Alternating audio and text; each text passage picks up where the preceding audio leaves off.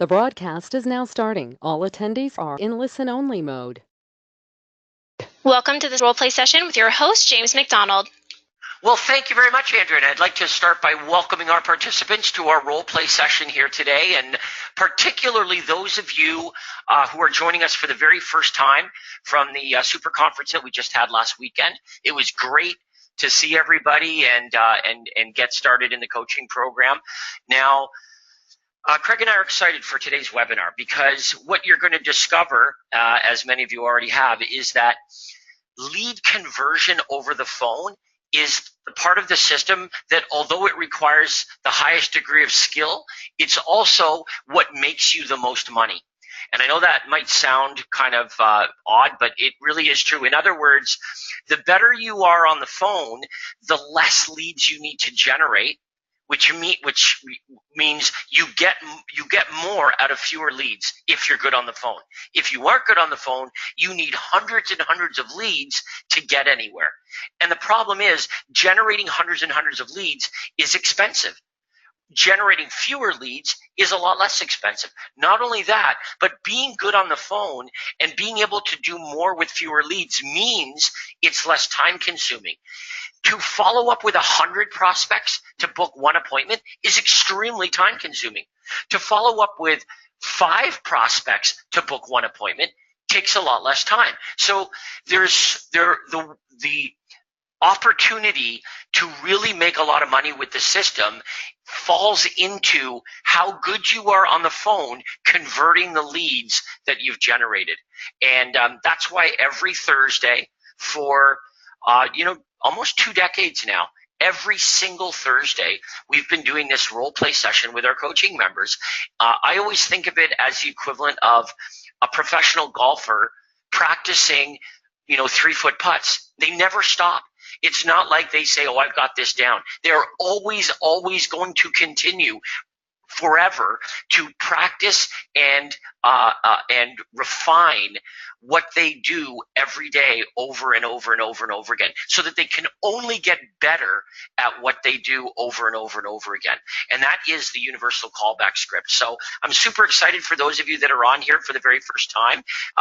For those of you that are on the role play session here that have already progressed with it, this is going to be review, but it's good for you. It's always good for you to get an overview of how the universal script works. The better you understand how it works, the better you'll be at using the script, the more natural the script will sound, and the more likely it is that you'll get to that mastery level. And I define that mastery level of the point where you are having a conversation with your prospect and you can barely recognize the fact that you're actually following a very systemized script because it's just such natural. It's very conversational. It just flows out of you completely naturally. That is when you've reached mastery level with the universal callback script. And so what we're going to do here is we're going to break down the script. I just really want everyone to understand how it works so that you're comfortable with it. We want to get rid of any phone fear that anybody has. Remember this, when you're picking up the phone and calling a prospect, the only reason you're doing that is because they contacted you first. You're never, ever going to make a cold call. You're never going to call someone who didn't ask you for information first. Somebody who called into your hotline and hung up, you're never going to call them. Never. Someone who went onto your webpage and didn't leave any contact information, you're never, ever going to call them ever. They're not a prospect. You are only going to follow up with those prospects who have, number one, asked you for real estate information, and number two, voluntarily given up their contact information. And if they didn't do those two things, you will never, ever call them. You're only following up with real prospects. A real prospect asked for real estate information and gave up their anonymity in order to get it. That way, your mindset when you're calling these prospects back is that I'm only calling back prospects who are very, very motivated. And I know they're very motivated because of what they did. And over time, this begins to really change your mindset. You realize that when you're making cold calls and you're calling, just human beings who have done nothing to indicate a motivation to buy or sell real estate, you're not greeted with any kind of appreciation at all. However, when you're calling back prospects who have asked you for information, given up their contact details, and you've provided them with that very information that they asked for, you're going to be greeted with appreciation. And when you start to hear thank you over and over and over again from the prospects that you're calling, it begins over time to change your mindset, and you no longer have phone fear. As a matter of fact, sitting down and making 10, 15, 20 follow-up calls with prospects isn't a dreaded task, because you actually get somewhere. Why do you get somewhere? 2 reasons. 1, you're following up with motivated real prospects. Number 2, you are armed with the skills of exactly what to say to the prospect to determine their timing and motivation, and if appropriate, you know exactly what to say to book a face-to-face appointment. You know, something that Craig says frequently is that for most of you, if you just got face-to-face with more prospects more frequently, just that alone, you'd make a whole lot more money. So what is the purpose of this universal callback script? Well, ultimately, it's to get face-to-face with more prospects, more appropriate prospects. We don't want to get face-to-face with everybody. We want to get face-to-face with those prospects that represent, the kind of prospects that we'd like to meet with. They represent a buyer or a seller. How do we determine that? We're going to use the universal script. So here's how we're going to start off, okay? Before we do any role-playing with anybody, the way we're going to start off is by overviewing the universal script here. And it all begins with the introduction. In the introduction, it's very important that all in one breath, we answer the question that the prospect is thinking, which is, who are you and why are you bothering me? And we're going to answer this in such a clever way that the prospect is actually going to appreciate our phone call. So in the beginning, the prospect's thinking, who are you and why are you bugging me? And we're going to turn that around so that instead of thinking, who are you and why are you bothering me, they're going to be thinking, oh, well, thank you for calling. Thank you for that. Now, boy, that seems like a big stretch, but we're going to make that. Here's how. Hi, Mr. Smith. It's James calling with Craig Proctor's office at Remax Omega. And the reason I'm calling is in regards to your request for a list of free distress sales and bank foreclosure properties. And I just wanted to let you know I prepared and sent that information. I hope that's okay, Mr. Smith. Now think about what I've just done there. I have just explained exactly who I am and why I'm calling. And very carefully, I've made it clear to, in this case, Mr. Smith, that the reason I'm calling is because he requested information from me. And I'm going to be specific. You were on my website last night and you requested information on distress sales and bank foreclosure properties. Just wanted to give you a quick call and let you know I did prepare and send that information to you. I hope that's okay, Mr. Smith. Now remember this, Mr. Smith is a prospect. On his own volition, he requested information on distress sales and bank foreclosures. He was actively looking for real estate. He saw our ad. He read our ad. He responded to our ad. He filled out the details of what properties he was looking for, price range, area. He gave his contact information. He gave his phone number. Do you know why Mr. Smith did all of those things? Because he is a real prospect. People who aren't serious tend to not do those things. So when I say to Mr. Smith, just wanted to give you a quick courtesy call and let you know I sent the distress sales that you asked for on my website, I hope that's okay. Overwhelmingly, if you do this properly, the response that you are going to hear is one of gratitude. Thank you. That's great. Appreciate it. I want you to notice this as well. It kind of sounds like the call is over. And that was done purposefully. Okay, in other words, if the prospect feels like the reason you're calling is to simply acknowledge their request for the information and to confirm that you've sent it or that they've received it or what have you, sounds like the call's over. So the prospect says, hey, great, thanks for the call. Yep, I did get that. Thank you. What that allows us to do now is ask some probing questions. But I have to tell you, if you're looking at this introduction thinking it doesn't matter, you're making a big mistake. Here's the litmus test. When you call your prospects back If they're not saying thank you or something in the realm of appreciation, then you're not following the introduction. You're not. If the prospects are hanging up on you, if the prospects are saying, I'm busy, call later, if they're doing anything other than saying thank you, it's you. You're not following the introduction as it was intended. Here's what you might be doing. Oh, hi, Mr. Smith. It's James calling with Craig Proctor's office at Remax Omega. How are you folks doing today? I'm not doing well at all. I'm in the middle of something right now. Call me back later. That's not the script. Nowhere in the script does it say, how are you today? Nowhere in the script does it say, are you having a good day? It wasn't an oversight. It's not that Craig thought, well, I would like to exchange courtesies with them, but I'm not going to do that just on a whim. It was done very strategically. If the prospect doesn't know that you're not a telemarketer, they're going to assume that you are one. And the only way that we can differentiate ourselves from a telemarketer is by immediately explaining, the reason I'm calling is because you requested information in regards to an over-the-net home evaluation on my website, and I'm letting you know that I prepared and sent that information. I hope that's okay, Mr. or Mrs. Smith. If you do not do that, you will not elicit a reaction of appreciation, and the whole thing goes downhill. We must differentiate ourselves from a telemarketer, and if you do, you'll be greeted with appreciation, which then allows us to move into phase two. And phase two is our fact-finding mission. What Craig did here is he designed questions that determine the timing and motivation of our prospect. But I want you to notice something about these questions. They were designed in a way that allows the prospect to answer and elaborate without feeling threatened.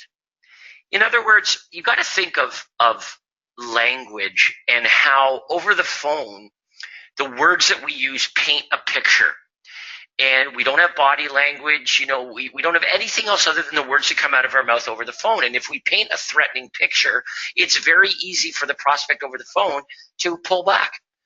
And so what Craig discovered is this: when you ask a question hypothetically, it allows the prospect to answer the question much more easily because they don't feel threatened. In other words, when I say, hey, Mr. Smith, if you were to make a move, would you be staying here locally or moving out of the area? That's a very different question than, hey, Mr. Smith, where are you moving? Hey, Mr. Smith, where are you moving infers that I think he's planning on moving. I'm a salesperson telling the prospect, hey, you're moving. I know you're moving. When are you moving? That's very threatening to the prospect. So the prospect says, no thanks, just thinking about it. They don't tell me the truth because they feel threatened. The salesperson is going to pressure them into doing something that they're not ready to do or don't want to do. So the prospect automatically pulls back. But when you word it hypothetically and say, hey, Mr. Smith, if you were to make a move, when do you think that might be? Mr. Smith, if you were to make a move, would you be staying here locally or might you be moving out of the area? It's the same question, but because of Craig's understanding of language, what it does is it paints a picture that is far threatening. And if the prospect doesn't feel threatened, guess what they're far more likely to do? Elaborate on their moving plans. And that's all we want to do. We want to determine how good the prospect is. So in asking these questions, that's what we get to the bottom of. Are you folks thinking about making a move in the next 3 to 6 months? If you were to make a move, would you stay here locally or move out of the area? Do you rent or do you currently own the home you live in right now? Do you have a realtor to help you when the time is right? All of these questions, although they're not intrusive, they help us determine how serious the prospect is and what their timing looks like. And if their timing is appropriate, we will book an appointment with that prospect. Now, it's important that we book the right appointment with that prospect. If they're a buyer prospect, that doesn't mean that they don't have a home to sell. If they're a seller prospect, it doesn't mean that they might not want to find something to live in, right? So we've got to be very careful and open to letting the prospect determine the best way to convert the lead. So let me bring in Craig here to talk about this next phase, because arguably this is where you'll have the biggest challenge with the universal script until you reach that level of mastery, where you transition from asking the probing questions to making an offer to the prospect, making an offer that results in an appointment. That transition is where typically you'll have the biggest challenge, where you really have to work at this and identifying this. So let me bring Craig in here, and Craig, let's talk about that a little bit, and let's talk about first the seller offer and how the seller offer came about in offering more than just a home evaluation to prospects. Okay, well, I want to back up the bus a little bit before we go into the seller offer. Understand that the probing questions are designed, as it says there, to determine the motivation and the timing of the prospect. Now, we have a buyer side of the script and a seller side of the script, and James has talked about the intro. So if a prospect responds to one of your seller campaigns, obviously you go down the right-hand side of the script. You go down the seller follow-up. If it's a prospect that responds to a buyer campaign, maybe they want a list of distressed sales, for example, you're obviously going to go down the left side. Okay, so you'll see that the script has a left side and a right side, one for buyer prospects or one for seller prospects. Now, James has done a really good job talking about the introduction, so I'm not going to repeat that. Once we get into these probing questions, the probing questions are all about you basically interviewing the prospect, and you want to interview the prospect by asking these probing questions and carefully listen to how they answer the questions. So that makes sense, right? The reason we're asking the questions is because we want to listen to the answers. Now, you're going to learn by how the prospect answers the questions whether the prospects fit into one of three categories. Okay, so there's three different slots, we'll say, or three different boxes that you're going to slot the prospects into based on how they answer those probing questions. Okay, those 6 questions. They may answer the questions in such a way that you determine that the prospect is really motivated to buy or sell. I mean, they're ready, they're motivated, and they want to buy a home right away, or they want to list a house right away. And of course, what would we want to do in that situation? We would want to make an offer to try to get in front of them, to get together with a prospect that is ready to act right now. Now, you'll notice we're asking a very important question in that situation where you've determined, hey, this is someone that wants to absolutely buy or sell. If you take a look on the right-hand side of the script at question 5, we're asking, would you prefer to buy before selling your home? Okay, this is a very important question because we want to know the answer to that. Just because the prospect responded to a seller campaign doesn't necessarily mean that they're a sell-first prospect. Everybody understands that, right? Yep. So if I asked James, if you were my prospect, James, I said, no, James, basically, do you prefer to buy your home before putting your home up for sale? Or would you prefer to get the for sale sign up on your house before you even look around? How James answers that question is going to dictate which offer I'm going to make below. And Andrea, if you could highlight the 2 offers below, James is going to answer that question, and he's going to tell me whether he's a sell first guy or a buy first guy. So James could say, well, actually, I would like to look around at houses before I even consider putting my home on the market. Yep. Well, if James answered that way, well, I'm not going to be going into the right-hand corner and making the sell first offer. However, many of you make that mistake. And you may articulate a very good sell first offer. You could communicate a really awesome offer, but let's agree, if that's not where the prospect's head's at, your offer is going to fall on deaf ears. You might want to write this down. Even the world's greatest offer will fall on deaf ears if that's not where the prospect's head's at. I just made that up, but it's true, right? It's a good one to write down because, and that's a mistake I made earlier in my career, is I would just assume that because the prospect responded to, let's say, the online home evaluation or the area home sales report, okay, they responded to a seller campaign, therefore I should just try to get in the door to, give my listing presentation. But if that's not where the prospect's head's at, if they would rather look around at houses before they even consider putting their home on the market, if they tell me that, why do they tell me? Because I asked the question, are you a buy first guy or a sell first guy? If James says he'd rather look around at homes before he even considers putting his home on the market, I'm going to make the buy first offer. If James said, well, I wouldn't even dream of looking around and getting excited about other homes before I list my home for sale, well, knowing that information, I'm going to make the sell first offer. Now, what's the other offers that we could make? Okay, so we're going to make an offer to meet with the buyer or seller if they're ready to act.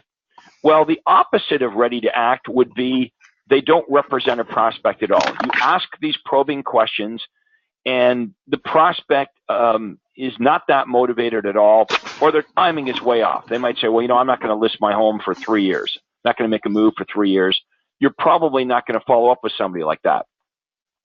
Okay, or how about this? They're rude to you. Their best friend or a relative is a real estate agent. So you've got my permission to not follow up with those people. What did I say at the super conference? I said, far too many of you spend far too much time with buyers and sellers that you should just blow off right from the get-go. And I also said, my goal for all of you is I want you to generate so many leads, you don't have to worry about prospects like that. So those prospects, we're just going to delete. We're not going to worry about following up with them. Okay, so that leaves us with one more category. So I want everyone to think about this. We've got clients that answer the probing questions in such a way we're led to believe that they're ready to act now, and we're going to make a buy offer or a sell offer. We've got clients that are not that motivated. They're rude. No matter what we do or say, they're never going to list with us. They represent no business at all. The big opportunity in the middle are the people that are going to buy or sell, but not yet. They might be 3 months out. They might be 6 months out. So how do we approach those? Well, if we go to question 6 on the right-hand side, Andrea is going to highlight that. If James answered those probing questions in such a way that I realize, well, James might be a good prospect. He's eventually going to sell his home, but he's not going to sell his house now, so there's no reason meeting with him. It might be 6 months down the road. I would say, James, would it be okay if I followed up with you at a later time? Now, if James said no, never call me again, then I'm going to respect that. We call this permission marketing. But in most cases, the prospect will say yes, to which you're going to say, well, when would be a good time for me to call you back? Now, it's really important that you ask that question. James, as you know, like a dummy, for years and years and years early in my career, I would ask the first question. I'd say, James, would it be okay if I followed up with you at a later time? And if James said yes, I would just guess. I would make a subjective decision. I would guess, well, from the way that James answered those questions, I'm just going to assume he's probably not going to do anything till such and such a time. So I would subjectively just guess and schedule a follow-up call based on my gut feeling. Well, that's really stupid, and I lost a lot of business because I would guess incorrectly. Guessing is not a very good idea. So once we ask the prospect, would it be okay if I followed up with you at a later time? If they say yes, the obvious next question to ask is, well, great, James, when do you think would be a good time for me to do that? When would be a good time for me to follow up with you? Now, whatever time frame they give you, I'm going to recommend that you folks always cut it in half. As James indicated earlier, they see us as salespeople, right? And who's a salesperson? A salesperson is somebody that makes me do something I don't want to do. So what quite often happens is they arbitrarily tell us a time frame that's really longer than it is. So the guy that's thinking of selling his home in 6 months, or 3 months rather, tells us 6 months. So whatever time frame they tell you, cut it in half, just as insurance. I have lost a lot of money in this business by calling back prospects a little bit too late. But I've never lost any money in this business by calling prospects a little bit too early. So we want to err on the side of caution. Now, I want everyone to think about this. In all the years that you've been in real estate, of 100% of all the prospects that you've ever talked to, as long as you've been doing this, which category do most of the prospects fit in? They fit in the middle category.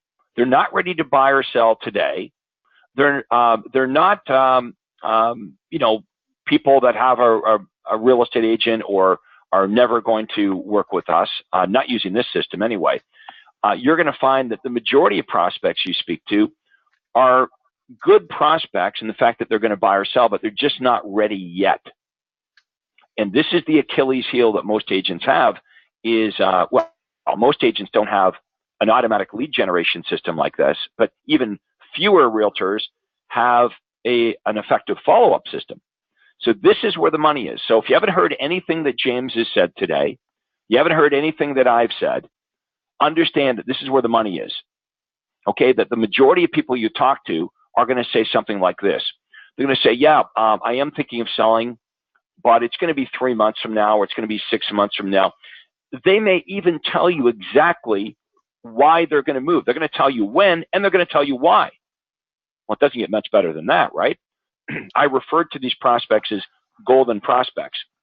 So do you guys understand what I'm saying? You follow up with the prospect, and the prospect says, we're absolutely going to be selling our home. We bought new construction. We won't be listing our home until January. So you have to do the right things between now and January, or you're probably going to lose that business. Or you speak to a lady and she says, I'm going through a marriage separation. Like, there's no doubt that we're selling the house. We are. But we're dealing with the lawyers, and this might be 3 or 4 months, this process, before we're in a position to list the home. And you talk to another guy who says, 100% I'm selling. I've been transferred. I need to be in Boston in 4 months. Okay, so those are 3 examples, real world examples of prospects that are open to working with you. They're upfront telling you when they're moving, why they're moving, where they're moving. You've got all that information. Wouldn't it be a shame to lose that business? So we're going to help you on these Thursday role play follow-up calls, help you plug the hole in your bucket. Most of you have a massive hole in your bucket. And that's why you got to generate so many leads, because your follow-up and conversion is not very effective. So that's the idea behind the probing questions. We're basically interviewing the prospects that have called you on their own volition. As James says, normal people don't do this, right? The information we offer is only of interest to real prospects. And for those of you that have phone phobia, I get it. If you've been in a Mike Ferry program and you're cold calling, you're a sweat hog, I understand how even looking at the telephone could be a huge turnoff. And if you've done any of that stuff, understand using our programs like a walk in the park. You're not cold calling. You're not initiating any contact with these prospects. You're simply returning an inquiry that the prospects made of you. And the prospect has to jump all through these hoops to get to you. They have to see the ad. They have to respond to the ad. They have to visit the website or go to the hotline. They have to leave all their contact information. And you're simply calling them back saying, hey, I'm doing what you wanted me to do. I'm following up on your inquiry. And then you go right into the probing questions and you determine, okay, is this a now prospect? Is this a future prospect? Or is this no business at all? It's that simple. If they are a prospect that wants to act now, let's talk about the offers. Now, I want you to think about this. If we make a bad offer, okay, if our offer, the words that come out of our mouth, if they're crummy words, even a prospect that's motivated to buy or sell will probably say no.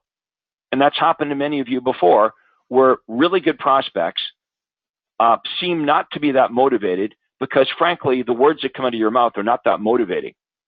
So they say no to you. You don't get to meet with them. And you see, in a week, they've listed their home with somebody else.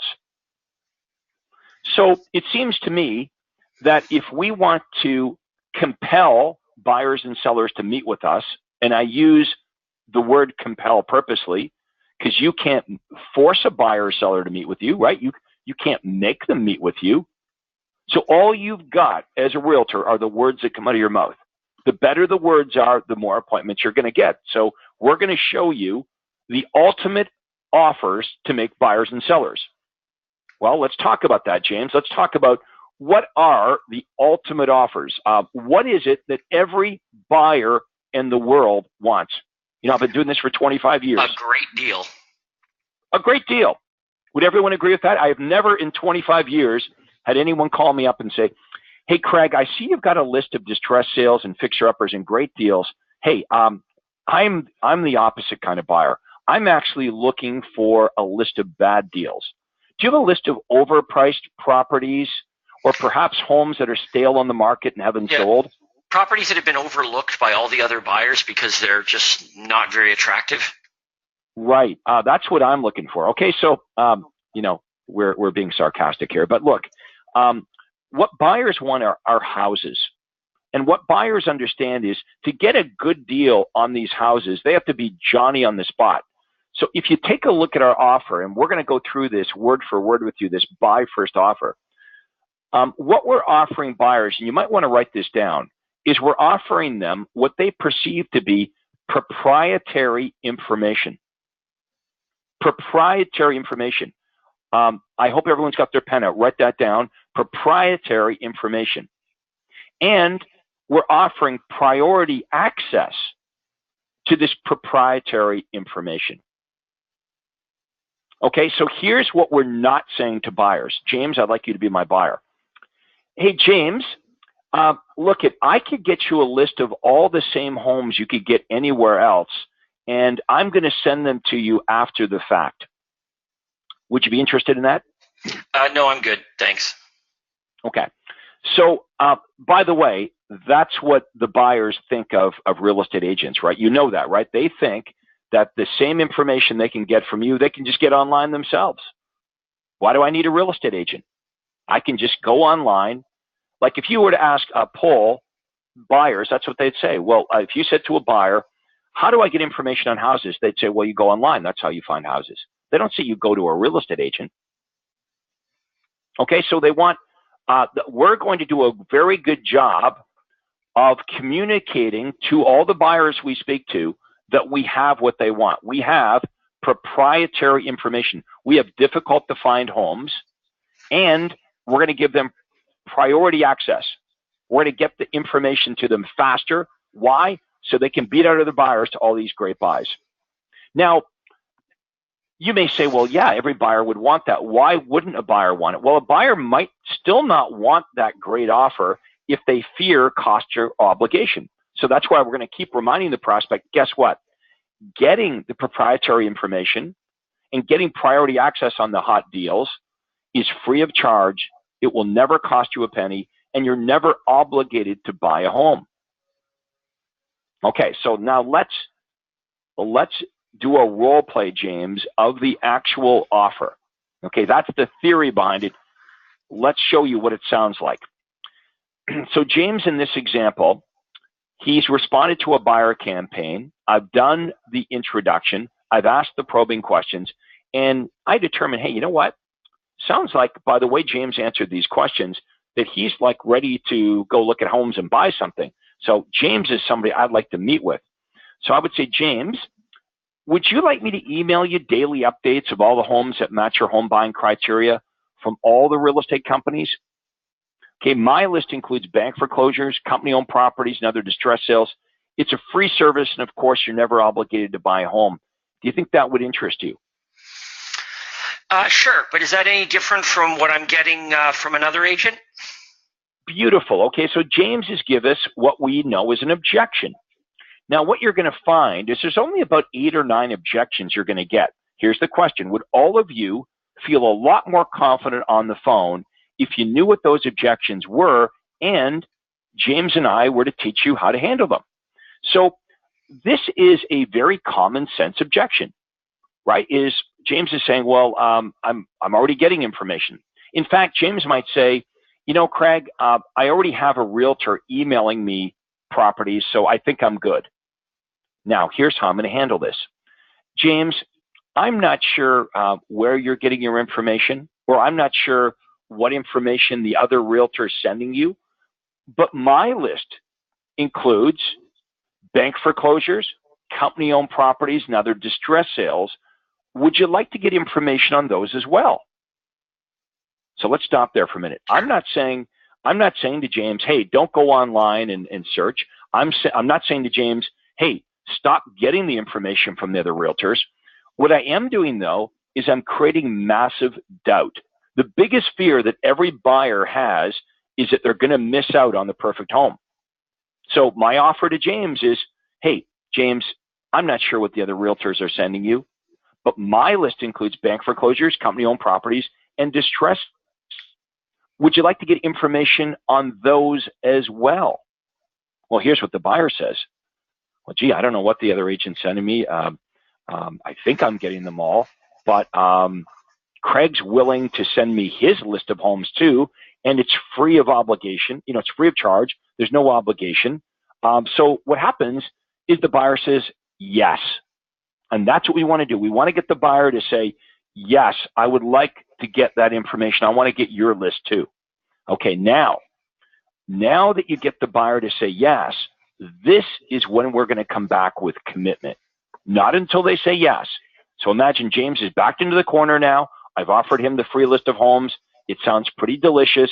And James, like most of the buyers, says, yes, I want that. That's when I come back with, well, James, when can we get together for about 20 minutes or so I can take down exactly what you're looking for? Now, James, I'd like you to try to fight me on that. Well, Craig, you know, I did go onto your website and I filled out all that information. If you take a look there, you'll have everything that you're looking for.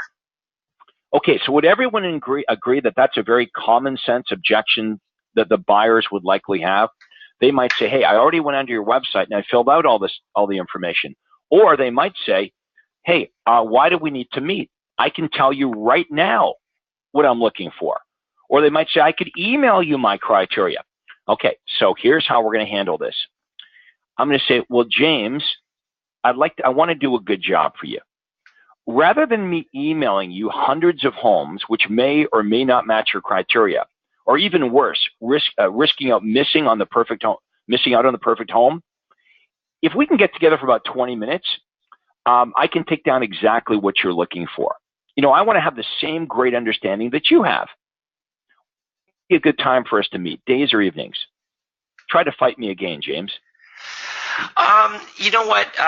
Probably evenings, but I better talk to my wife first. I'm not sure what her schedule looks like. So can I give you a call back when I talk to my wife? This is a very common objection. In fact, all of you folks that are married, you know you've used this before. Hey, you know, I'd love to meet with you, but I've got to speak to my husband or wife. Everyone who's married loves it. It's one of the best parts about being married. You can always say, use this as an excuse. I got to talk to my wife or my husband. Okay, so another excuse they might give is I need to check my work schedule. So here's how we're going to handle this. Now, we've got to give James the benefit of the doubt because maybe he really does need to check his schedule with his wife before he agrees to meet with me. Or maybe James actually does need to check his work schedule before he sets a time to meet with me. So I'm going to give James the benefit of the doubt, and I am going to respond with what I believe is a reasonable solution to this problem. James is saying, hey, Craig, I would love to meet with you, but I got to check with my wife. So I come back with this. Well, James, why don't we do this? Why don't we at least set up a tentative time to meet? And if after you speak with your wife that time doesn't work, just give me a call back and we can change the time. But if I don't hear from you, I'll see you Thursday night at 7. How does that sound? Yeah, that sounds fine. Okay, well, if James is actually sincere about meeting me, that is a reasonable solution to this problem. However, if James was just using his wife as an excuse to not meet with me, we're going to find that when I've handled this objection with a reasonable solution, James will immediately invent yet another reason why he can't meet with me. He'll invent another objection. And you'll hear the prospect say something like this. Well, gee, I don't know if we're quite ready to meet with a realtor yet. Or I don't know if we're quite ready for this yet. How about I got your contact information, Craig. How about I call you back when we're ready? That's a bad sign. Okay? Is the prospect's going to keep inventing objections because they're really not sincere about meeting with us at all. Now, the harder the prospect fights us, the more we don't want the prospect. Okay, what did I say? All the way through the conference on the weekend, I said, we want to generate slightly more buyers and sellers than we could possibly handle. And if that was true for you, if you had more buyers and sellers that you could handle, who would you choose to work with? Well, you would choose to work with the most motivated, the most sincere, the most ready to act buyers and sellers. Prospects will do things your way, and you would reject the prospects that fight you. The more they resist, the more you don't want them. So when they really fight you, or they're rude to you, or they're simply not motivated, or their timing's way off in the future, the answer is thanks and have a nice day.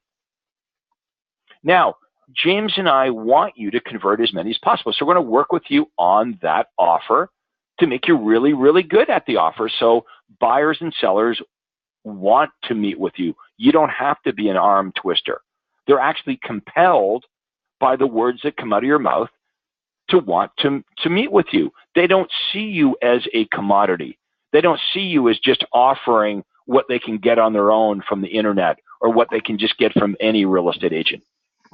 Now, let's go back to the seller offer. Let's say when I asked James that important question, in the probing questions, we asked that important question, James, would you prefer to buy first or sell first? Let's say in this example, James says, well, I would want to sell first. I wouldn't even dream of running around looking at homes and before I got my home sold. I want to sell my home first. Well, we're not going to talk about looking around at properties or emailing James properties. No way. In this example, we're going to go straight to the sell first offer, and Andrea is going to highlight that now. Now, we can't have a lame offer. If your offer to sellers is, hey, would you like to get an evaluation of what your home would sell for? That's a very weak offer. And don't be surprised when most sellers say, hey, thanks, but no thanks. I already know what my house is worth. And it is true today that many of the sellers know more about what's going on in their neighborhood than we do. So if that's your big offer to sellers, hey, we can give you a computerized analysis or a free market evaluation. That's a pretty weak offer. What you're going to find when you've got a weak offer is that offer is rejected. Okay? It doesn't compel sellers to want to meet with you at all. So what we need to do is we need to have an offer that's wider than that. We need to offer a seller so many things that they see value in meeting with us. So this is what the offer looks like. I'd say, James, would you like a free evaluation to determine what your home would sell for all in one breath? Also, I can give you tips on what to do, what not to do to sell your home for sale for the most amount of money. And we can go over all the various closing costs you'll incur so you'll know exactly what you're going to have left in your pocket after all expenses. It's free of charge and obligates you to nothing. Would that sound helpful? You know, when would be a good time to meet, days or evenings? So let's have a look at all the things we're offering the seller. We're offering them an accurate assessment of what their home is worth. We're offering to give them information on what to do and what not to do to sell their home for the most amount of money. And what I love about that one, folks, is it does require an in-home visit. It's pretty difficult to give someone advice on what to do and what not to do to prepare their home for sale if you don't look at their house, right? So this is going to help you get in front of them at their kitchen table. Also, they're always asking us about our fees and the net sheet, so we're going to go through that. Most of you do that now. You might even want to throw in this. If they're buying and selling, you might even want to say, And we can also talk about timing and when's a good time to do this, and answer any other questions that you have. So let me do the offer right from the top. I'm going to ad-lib it a bit, but this is what it should sound like. James, would you like a free evaluation to determine what your home would sell for? Also, I can give you some tips on what to do and what not to do to sell your home for money. We could go over all the various closing costs you're going to incur, so you're going to know exactly what you're going to net in your pocket after all the expenses. We could talk about timing and when's a good time for you to do this, and answer any of the questions that you have. It's meeting with me is free of charge, and you're never obligated to do anything. Does that sound like it might be helpful? Great. When's a good time to meet, days or evenings? Yeah, evenings is good. Right. Okay. So I think what we ought to do now is take some questions. Anna Shaw's asking this. Hey, I'm having a real hard time getting in touch with prospects. Sometimes I have to call them several times. Sometimes I call them several times in a row.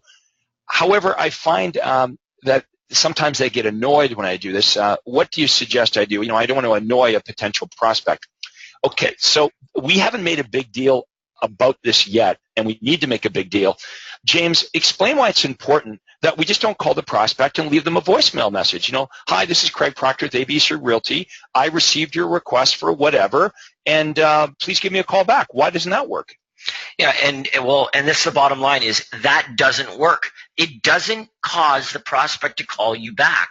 So if the question is, should I leave a voicemail? The answer is no. And well, why? Because it doesn't work. It doesn't cause the prospect to call you back. So therefore, the only alternative is that we need to do everything we can to get the prospect to answer the phone. Now, will every prospect answer the phone? Certainly not.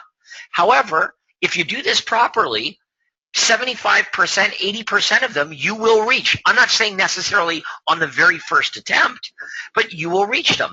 If you leave a message, you will reduce the chances of the prospect answering the phone because now they know that it's a real estate salesperson calling them.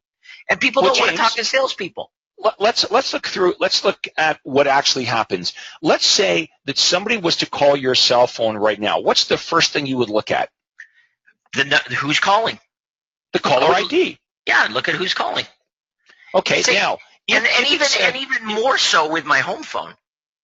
Right, so if I got to tell you, 8 out of 10 calls that come to my home phone are not for me. They're a mistake. Or it's like some sort of robot calling or telemarketer. It's not a personal call to me 8 out of 10 times. So we're going to leave it. Craig, there's something that you say, I'm not sure you said it to our new group, and that is when voicemail was invented, it was really helpful because now we would never miss a call. Now we have voicemail so that we never have to take a call. So we're well aware of the reality of this. In the 1970s, people had answering machines. Why? Because they didn't want to miss a call. Here, people have caller ID because they don't want to take a call. They want it to go to voicemail. So if you're calling from your RE/MAX office, your Century 21 office, your Prudential office, your Keller Williams office, and on the prospect's caller ID, it says RE/MAX, Century 21, Prudential, Keller Williams, they're probably not going to answer the phone. So it's important that you make these calls. I would recommend you make them from your home office or a phone inside your real estate office that's not going to say, yes, your cell phone. Right. Now, and also, James and I are not in any way suggesting that people aren't difficult to reach. You may have to call the prospect several times a day over several days to reach them, and still you're not going to reach everyone. And that, again, is why we need to generate lots and lots of leads, is because you are just not going to reach them all. Some of them are going to be too difficult to reach. Okay, let me I think what our member here is saying is that one of the techniques that she uses is you call the prospect, it goes to voicemail. You hang up, and then you call them back again. And now think of yourself in that position. You got a phone call from a local telephone number, not a telemarketer, not a company, not a blocked call, a phone number from your area code, from your prefix. You get this phone call. It goes to voicemail. They don't leave a voicemail message. A minute later, the phone rings again, same number. Would you be curious enough that maybe you would answer the phone? Now, some of you are saying, no, I wouldn't, but a lot of you are saying, sure, yeah, I would. I'm saying, yeah, I would do that. Okay, now, here's really what we're talking about. If the prospect answers the phone, which many of them will, and they sound like they're a little agitated at this, how do we combat that? And the answer is, that's exactly what the introduction was designed to do. So watch this, Craig. I want you to be super pissed off that I called you twice. Hi, may I speak with Craig, please? Hey, are you the person that just called here a minute ago? Yes, I am. Is this Craig? Yes. Why do you keep calling? Craig, the reason I'm calling you is I received your request on my website for the free list of distress sale bank foreclosure deals in the area. And I was just trying to reach you to let you know that I did receive your request, and I'm putting together those properties for you immediately. I'm going to get those out to you right away, and I just wanted to make sure that was okay with you. Yeah, but I didn't know that this information was being offered by a realtor. Yeah, absolutely it is. By the way, Craig, are you thinking about making a move in the next 3 to 6 months? Well, we've been talking about it, but we're not 100% sure we're going to do it. Yeah, and if you were to move, would you be staying locally, or would you be considering moving out of the area? Well, I got to say the drive is killing us. My commute is too long, and I've got to move closer to work. Okay, so any idea when that might be? Well, as soon as we find the right place. I mean, like I said, I can't keep doing this. I'm getting home at 7 o'clock at night. I've got no life. So as soon as we find something that we like that's closer to work, I'm motivated to do that. Yeah, and do you rent right now, or do you currently own the home you live in? Yeah, we're renting right now. So Okay. I also want to get in before the interest rates go up. Right. Do you have a realtor to help you when the time is right? My wife, she works with this lady whose husband's a realtor, and he's been sending us a bunch of houses that are in the area closer to work. I see. And are you 100% committed to working with him exclusively? Well, I mean, not really. I've never even met the guy before. It's just, like you said, it's someone. My wife works with his wife, so. Okay. Would you like me to email you every day all of the great deals that come on the market from all the various real estate companies that perfectly match what you're looking for?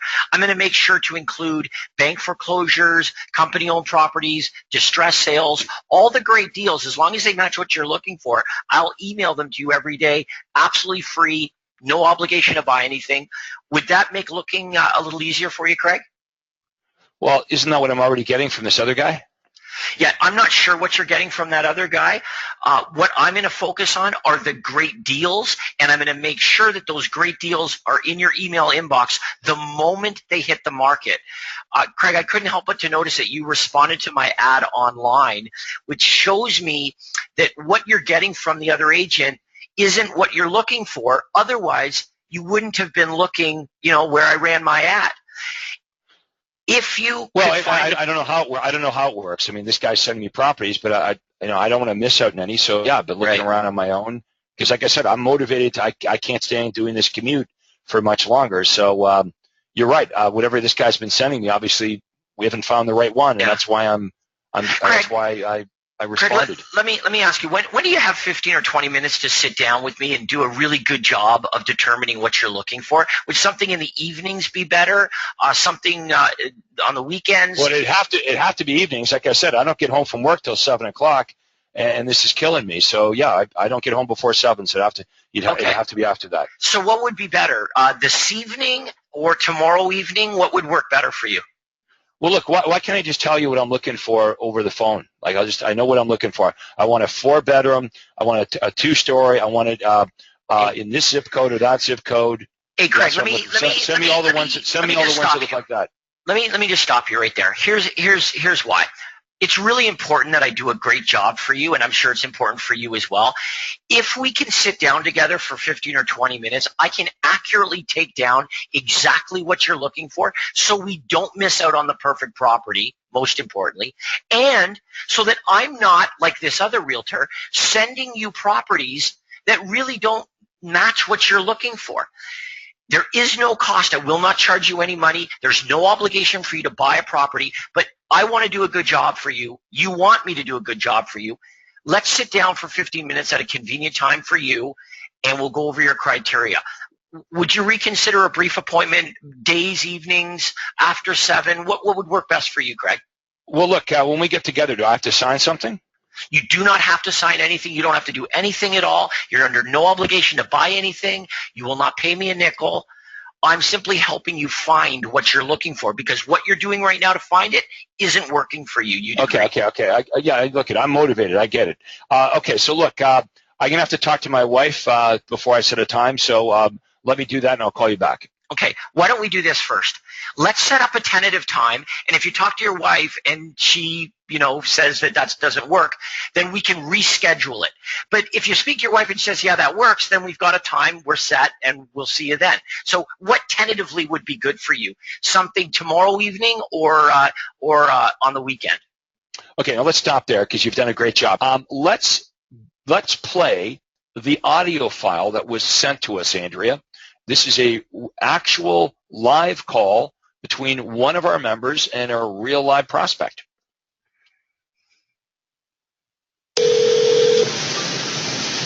Hello? Hi, is this Penny? Yes, it is. Hi, Penny. It's Colleen Bush phoning from REMAX, and just following up on your request for the Hamilton distress sales, just letting you know we're working on that, and we'll be sending that out in an email for you later today, okay? Okay, great. Thank you. You're welcome. And Penny, are you planning on making a move in the next 3 to 6 months? Well, we're hoping to look for something and see, because I'm anxious to get my parents moved up here from Timmins. Oh, wow. Okay. Yeah. And are you currently renting or owning right now? We're renting. Okay. All right. And so do you want to specifically stay in the same area, just the Hamilton area, or are you open to other areas? No, we prefer to stay in Hamilton, preferably up on the mountain. Okay. All right. Good. And if you were to move, like, do you have a time frame as far as, is it the ASAP, basically? Oh, it's not ASAP. Preferably before this. Okay. All right. And, just to let you know, I guess we can certainly help you, but do you have anybody at this time helping you to find a place? No, we don't. Okay. So just to let you know, we'll be sending out a list of everything that's available. We'll tailor it to the Hamilton Mountain.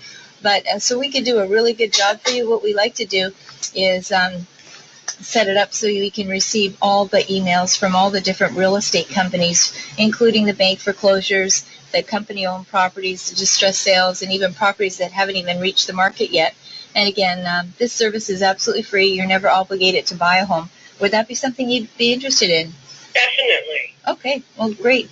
And Penny, just so we can totally tailor make this list for you, when would you and your husband be available for 20 minutes just to take down exactly what you're looking for so that we don't miss out on the perfect home for you? Okay, it's not my husband, it's my son. Okay, sorry about that. That's okay. It's my son and I that are buying together, and I have to work it out with his schedule because he's at work, but I'm not sure what day he's off. Okay, well, just to let you know, we're flexible. We're days, evenings, weekends, whatever works best for you. And, even if you wanted to tentatively put it out there to say whatever, if Saturday works out in the afternoon, we can pencil it in. And if you need to cancel, no problem. At least it gives you something to work with. Would that work for you, Saturday morning or afternoon? He works Saturday, but if Saturday evening is good, that would be perfect. Okay. All right. And what time Saturday evening works for you? Can we stay around between 6? 6? Okay. All right. Let's say 6 o'clock. And what I'll do, Penny, is I'll send you a confirmation with our phone number or email. And if anything changes, just give us a call. But otherwise, we'll set it up for Saturday at 6. And that way we'll be able to get down, all the things that are important to you and your son and your parents. And that way you will be on autopilot from then on. It will just come automatically to your inbox on a daily basis. So it really gives you great access, priority access to all the brand new homes. So great way to go forward. Okay, so if you have any questions or anything before that, just let us know. And just curious, have you been to the bank at all just to get pre-qualified by any chance? Yes, we're just waiting for the bank to give us that information. And we've talked to them. We have our down payment and everything. So It's just a matter of the bank doing their check or whatever it is, but we didn't seem like we had a problem because we had a substantial down payment. So Fantastic. Well, I'll tell you, you're well on your way, because most people forget about that first, and that's really a great place to start, is just to get the financing out of the way. And then the fun part is, now kind of tailor making your list to what you'd like, and then going out to look. So we look forward to seeing you on Saturday, and if anything, like I said, changes, just give us a quick shout at the office then, okay? perfect. Thank you so much. You're welcome, Penny. Have a great day. You too. Okay, bye-bye. And that's how easy it is. Okay, so that was Colleen Bush. Colleen and Craig Bush are actually coaches. They're from Hamilton, Ontario. Been with the program for a number of years. So we've covered enough for today. I apologize we didn't get to all of the questions, but I do realize this. When we get into deeper waters here, the more we get into this, the more questions you're going to have. And the questions, of course, will get better and better and better, and so will our answers get better and better and better the deeper we get into this. Here's what I'm going to recommend in finishing up our role play session. All of you should memorize the script. You're going to start by memorizing it. Now, that's going to sound a little bit goofy to you, because when you're going to be reading the script basically when you talk to prospects. And at first, you're going to think, well, this is awkward because, these are not my words. These are Craig's words. But as you memorize it, as you internalize it, think about this. If you're saying the same things over and over again, you're going to become really, really good at the script. And pretty soon, you won't see these as Craig's words anymore. They'll become your words. As you internalize this will be your script. Okay? And you won't have to memorize it. In fact, you're going to understand it. You're going to understand the idea behind the script. And if you really understand the script and what we're trying to accomplish, and you really believe in the offers that you're making, so you're speaking with conviction. You've got confidence. You've got conviction. You're not reading. You don't sound like a telemarketer. You're going to book a lot of appointments, and that's going to give you massive confidence. So it all works hand in hand. It all hooks together. So we're going to do our first ad clinic for many of you tomorrow. We're going to take you to the ad generator, and we're going to explain to you how all the marketing works and how everything's organized for you in one place. So we're going to wrap it up for now. I want to thank Andrea and James for doing a great job as always. And we'll see everyone tomorrow. We're going to talk about marketing on our marketing ad clinic at 2. So take care, and that concludes today's role play.